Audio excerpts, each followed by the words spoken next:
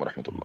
السلام ورحمۃ اللہ. ایکچولی میرے کچھ سوالات تھے. ایک سوال کر لیں کوئکلی، بہت سارے لوگ ہیں. جی آپ صلی اللہ علیہ وسلم کے پیرنٹس کا مطلب آفٹر لائف میں کیا اینڈ ہے؟ We don't know. جنت کا لائک انہیں جنت We don't ملے گی یا نہیں؟ We don't know. So if اگر کوئی پوچھتا ہے کہ کرسچن یا ایتھیسٹ کہ ان کا کیا ہوگا تو وی ڈونٹ نو. یہی جواب. جی جی قرآن میں آیت ہے تو لکم ما کسبتم ولہم ما کسبتم، انہوں نے جو کما لیا ہے وہ ان کا تھا، جو آپ نے کما لیا ہے آپ اس دن سے ڈریں کہ آپ آگے کیا بھیج رہے ہیں. تو بھائی جیسے مفتی صاحب نے فرمایا کہ جی. ہم نہیں جانتے، قرآن حکیم میں آئے تھے رسول کریم صلی اللہ علیہ وسلم نے فرمایا کہ میں نہیں جانتا کہ میرے ساتھ کیا ہوگا. دوسروں کے بارے میں جاننا تو دوسری بات ہے. اور پھر آقا نے فرمایا کہ میں جسٹ یہ جانتا ہوں کہ میرے اوپر جو وحی ہوئی وہ حق ہے اور وہ سچ ہے. اس کے علاوہ میرا اپنا انجام کیا ہوگا، کسی اور کا کیا انجام ہوگا، میں نہیں جانتا. مفتی صاحب نے وہی فرمایا ماشاءاللہ. اور اس کے پیچھے حکمت بھی تھی. میں صرف ایک نکتہ رکھنا چاہتا تھا. اس کے پیچھے حکمت بھی ہے. وہ حکمت یہ ہے کہ لوگ اس دنیا کے اندر خدا نہ بن بیٹھیں. یہ بہت بڑی حکمت تھی. وہی بات ہے.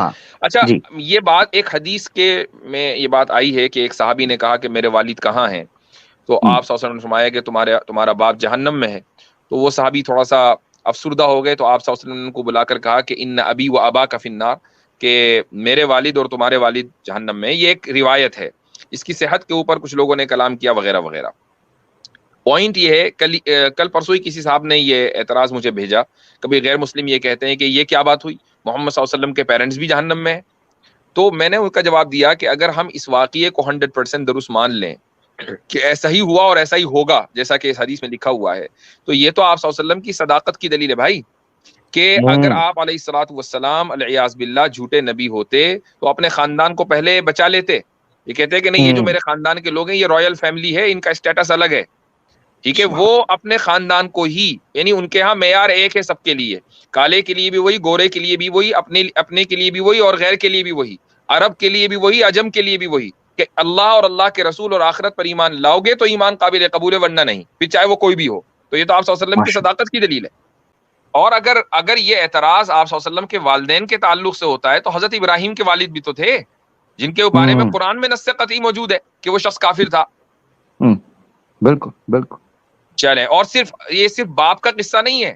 حضرت نوح کا بیٹا، حضرت لوط کی بیوی، حضرت نوح کی بیوی، تو اتنے سارے رشتے ہیں. لیکن ان رشتہ داریوں کی وجہ سے اللہ سبحانہ و تعالی نے کوئی کنسیشن نہیں دیا اسپیشل کہ چلو کوئی بات نہیں، کافر رہتے وہ مر جاؤ محض اس لیے کہ تم رشتہ دار ہو تو تمہاری مغفرت کر دی جائے گی. ایسا نہیں ہے، اصول سب کے لیے ایک ہے. یہی اسلام کی حقانیت اور صداقت کی دلیل ہے. بس آخری ایک لائن، یہ جو حضرت نے تفصیل بیان کی ہے نا، اس سے یہ غلط فہمی نہیں ہونی چاہیے کہ ہم اس بارے میں کیا یہ موقف یا کیا اختلاف ہے، اس بارے میں بات نہیں.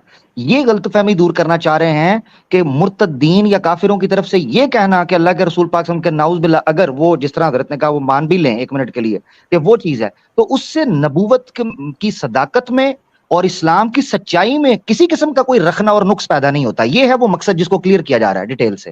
ٹھیک ہے، سچائی اپنی جگہ پر سچائی رہے گی.